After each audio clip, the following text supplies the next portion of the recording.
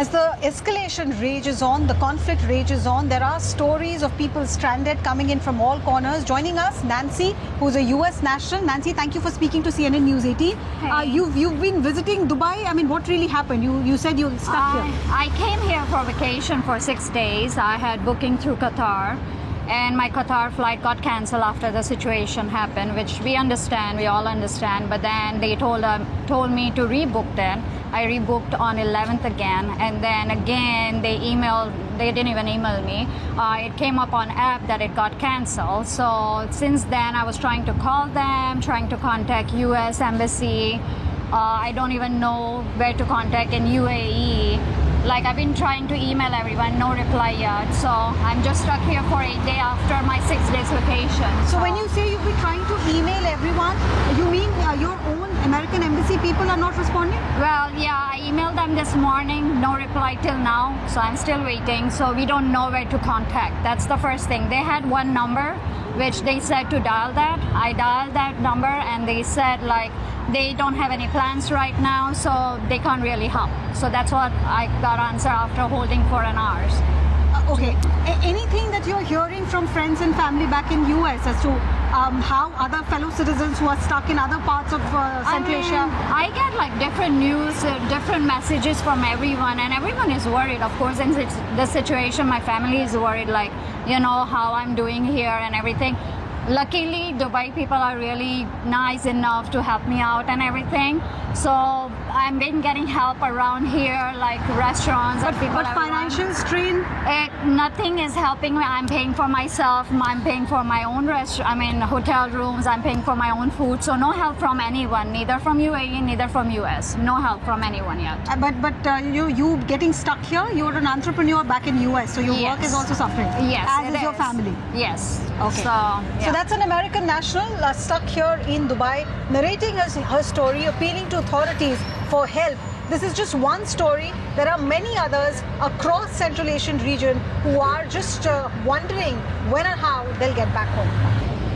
If you talk about Dubai in current circumstances, I think what automatically comes to your mind is a sense of fear, a sense of anxiety. Perhaps you also imagine empty streets and a curfew-like situation. But this is Dubai, the olden part of the city, and that's anything but true. You look at how after Iftar, the markets are open, the streets are open, traffic is also normal. And joining me, a group of entrepreneurs from India who have gotten together to give each other support in these testing times.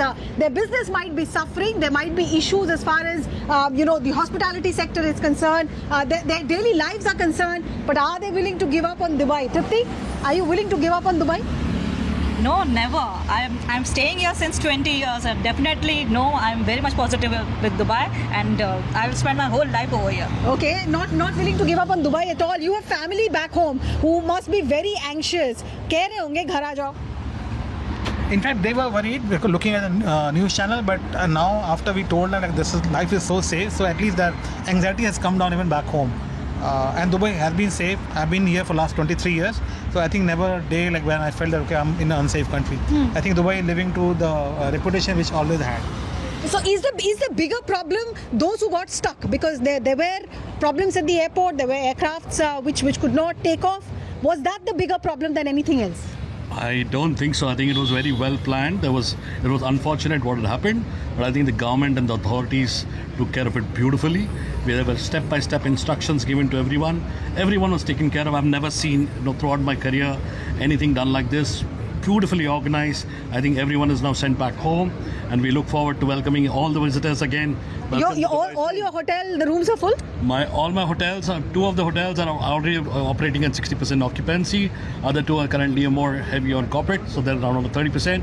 So we look forward to welcoming everybody back soon. Okay, my final question. You're already dealing with the Chamber of Commerce.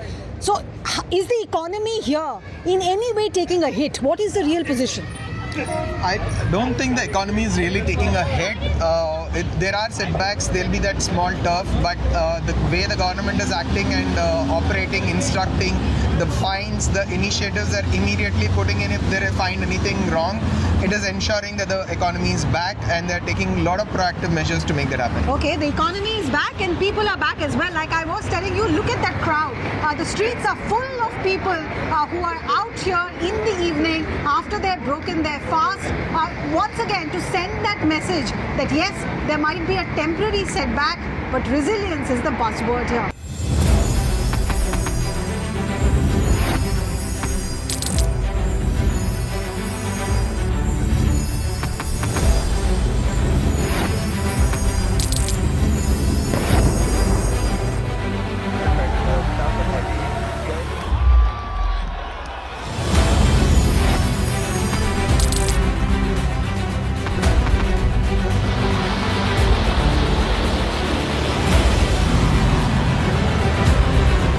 Been fighting so long and so hard that they don't know what the they're doing.